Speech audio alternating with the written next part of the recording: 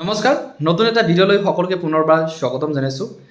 যদি তোমালোকে HS with science stream লৈ পাছ কৰিছা বা যোনসকল ছাত্ৰ ছাত্ৰী তোমালোকে ইতিমধ্যে 2026 বৰ্ষত তোমালোকে এইচএছ সায়েন্স ষ্ট্ৰীম লৈ তোমালোকে এক্সাম দিছা আৰু তোমালোকৰ মনত যদি এনেকুৱা হৈ আছে যে আমি মেডিকেল ফিল্ডত অৰ্থাৎ ফাৰ্মাচী ফিল্ডত আমি তোমালোকৰ কেৰিয়াৰটো গঢ় লৈ উঠাম তেনেহ'লে আজিৰ এই ভিডিঅ'টো তোমালোকৰ কাৰণে খুবেই গুৰুত্বপূৰ্ণ হ'ব ইণ্ডিয়াৰ ভিতৰত এনেকুৱা এখন কলেজৰ বিষয়ে তোমালোকক আজিৰ এই ভিডিঅ'ৰ শেষলৈকে জনাম যোনটো কলেজৰ নাম হ'ল বিদ্যাশ্ৰী কলেজ অফ ফাৰ্মাচী যোনটো বেংগলোৰত অৱস্থিত হৈ আছে যদি তোমালোকে ফাৰ্মাচী এতিয়া বি ফাৰ্ম কোৱা ডি ফাৰ্ম কোৱা বা বি ফাৰ্ম লেটাৰেল এণ্ট্ৰি কৰিম বুলি ভাবি আছা তেনেহ'লে তোমালোকে কিমান পইচা লাগিব লগতে হোষ্টেল ফেচিলিটি লগতে এই যোনটো বিদ্যাশ্ৰী কলেজ অফ ফাৰ্মাচী ইয়াত কেনেকুৱা ফেকালিটি বা আজিকালি হয়তো তোমালোকে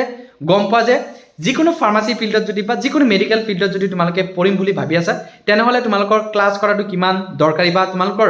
লেব ইউজ কৰাটো কিমান দৰকাৰী হয়তো যোনসকল ছাত্ৰ ছাত্ৰীয়ে ইতিমধ্যে ফাৰ্মাচী পঢ়ি আছে বা পাছ আউট হৈছে হয়তো সেইসকল ছাত্ৰ ছাত্ৰীয়ে জানে আৰু যদি তোমালোকে ভাল এখন কলেজত এডমিশ্যন কৰিব নোৱাৰা তেনেহ'লে কিন্তু তোমালোকে একো শিকিব নোৱাৰিবা সেইকাৰণে তোমালোকক ৰিকুৱেষ্ট কৰিছোঁ আজিৰ যোনটো কলেজ লৈ আহিছোঁ ইণ্ডিয়াৰ ভিতৰত টপ 10ৰ ভিতৰত ওৱান এখন কলেজ যোনটো কলেজৰ নাম হ'ল বিদ্যাশ্ৰী কলেজ অফ ফাৰ্মাচী যোনটো অৱস্থিত হৈছে ইণ্ডিয়াৰ ভিতৰতে বেংগলোৰত অৱস্থিত হৈ আছে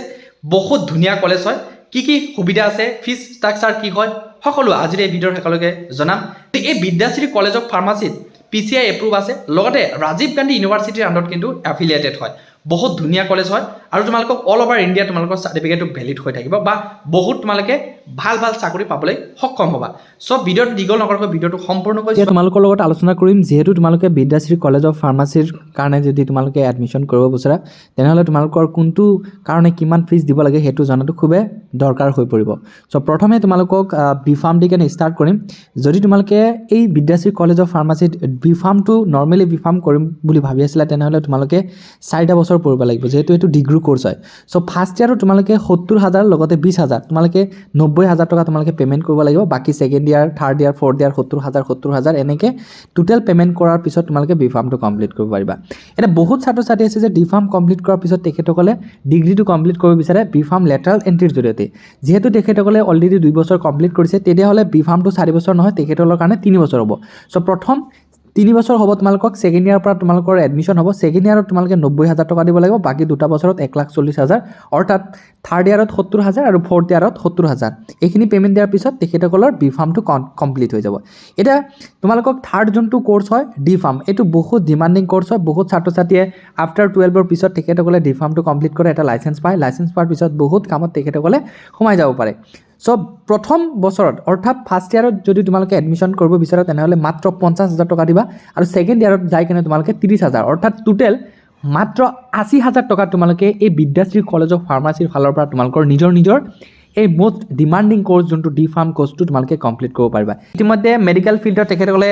অধ্যয়ন কৰি আছে তেখেতসকলৰ কাৰণে এটা লেবৰেটৰী কিমান দূৰ প্ৰয়োজন বা এখন লাইব্ৰেৰী কিমান দূৰ প্ৰয়োজন হয়তো সেইসকল ছাত্ৰ ছাত্ৰী জানে আৰু এই Vidyashree college of ফাৰ্মাচীত modern laboratory পাবা লগতে ৰিচ লাইব্ৰেৰী পাবা তোমালোকক বহুত কিতাপ উপলব্ধ হৈ থাকিব লগতে সবতকৈ ডিমাণ্ডিং হ'ল যে তোমালোকক এক্সপিৰিয়েঞ্চ ফেকালিটি পাবা ইয়াতে 15 বছৰ 20 বছৰ এক্সপিৰিয়েঞ্চ থকা ফেকালিটি তোমালোকক অধ্যয়ন কৰাব লগতে ইণ্ডাষ্ট্ৰিয়েল প্ৰতি বছৰে তোমালোকক ইণ্ডাষ্ট্ৰিয়েল ভিজিটত লৈ যাব লগতে ইণ্টাৰ্ণশ্বিপৰ যোনটো অপৰচুনিটি তোমালোকে 1 বছৰ পাৰ হোৱাৰ পিছত বা 2 বছৰ পাৰ হোৱাৰ পিছত যোনটো ইণ্টাৰ্ণশ্বিপৰ সুবিধা এই ইণ্টাৰ্ণশ্বিপৰ সুবিধা তোমালোকক মেডিকেলত তোমালোকক কি কৰা হ'ব ডিউটি কি কৰিব উপলব্ধ কৰাব সো এতিয়া বহুতে জানে যে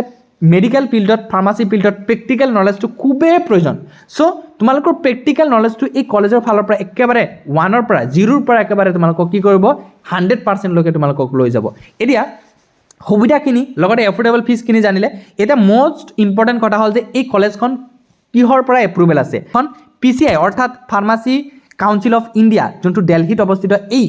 ফাৰ্মাচী কাউন্সিল অফ ইণ্ডিয়াৰ ফালৰ পৰা কি আছে এপ্ৰুভেবল আছে লগতে ৰাজীৱ গান্ধী ইউনিভাৰ্চিটিৰ এফিলিয়েটেড কলেজ হয় তোমালোকৰ চাৰ্টিফিকেটবোৰ ৰাজীৱ গান্ধী ইউনিভাৰ্চিটিৰ ফালৰ পৰা তোমালোকক গভৰ্ণমেণ্ট অফ কৰ্ণাটকে এই ইউনিভাৰ্চিটিৰ ফালৰ পৰা তোমালোকক চাৰ্টিফিকেট আৰু মাৰ্কশ্বিট প্ৰদান কৰা হ'ব আৰু যোনটো মাৰ্কশ্বিট আৰু চাৰ্টিফিকেট তোমালোকক অল অভাৰ ইণ্ডিয়াৰ যিমানবোৰ দামী কোম্পানী আছে সেই দামী কোম্পানী তোমালোকে চাকৰি পাবলৈ সক্ষম হ'বা সো তোমালোকৰ ডিগ্ৰীটো সম্পূৰ্ণ ভেলিড আৰু ৰিকগনাইজ থাকিব সেইকাৰণে কৈছোঁ যে তোমালোকে অতি সোনকালে যদি তোমালোকৰ ধাৰণা হৈ আছে যে আমি ফাৰ্মাচী কেৰিয়াৰত আমি গঢ় লৈ উঠিম বা ফাৰ্মাচী লাইনত আমি বা মেডিকেল ফিল্ডত আমি আমাৰ জীৱনটো গঢ় লৈ উঠাম, তেনেহ'লে তোমালোকৰ কাৰণে একেবাৰে বহুত ইম্পৰ্টেণ্ট বা মষ্ট ডিমাণ্ডিং তোমালোকৰ যোনটো কলেজ হয় বিদ্যাশ্ৰী কলেজ অফ ফাৰ্মাচী। বহুত সুবিধাজনক হ'ব, PCI এপ্ৰুভ আছে, আৰু যোনবোৰ সুবিধা আমাৰ অসমৰ পৰা যদি তোমালোকে তাতে যোৱা তেনেহ'লে হোষ্টেলবোৰ ফেচিলিটি পাবা, গাৰ্লছ হোষ্টেল, বয়জ হোষ্টেল সকলো ফেচিলিটি পাবা। লগতে কলেজৰ যোনটো পৰিৱেশ তোমালোকে কালচাৰেল কোৱা, স্পৰ্টছ কোৱা, সকলো সুবিধা কিন্তু লাভ কৰিবা। সেইকাৰণে কৈছোঁ যদি তোমালোকে এডমিশ্যন কৰিব বিচাৰা, চিট একেবাৰে সীমিত হৈ আছে,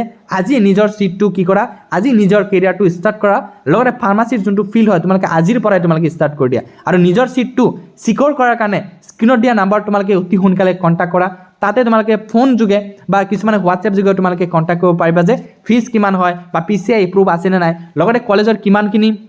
ষ্টুডেণ্ট আছে, ভিডিঅ' কল সহকাৰে তোমালোকক দেখুৱাই দিব। এডমিশ্যন ইতিমধ্যে চলি আছে, এতিয়াই ডিলে নকৰিবা। নিজৰ ফিউচাৰটো চিকিউৰ কৰাৰ কাৰণে এতিয়াই তোমালোকে স্ক্ৰীনত দিয়া নাম্বাৰত যোগাযোগ কৰিব পাৰিবা।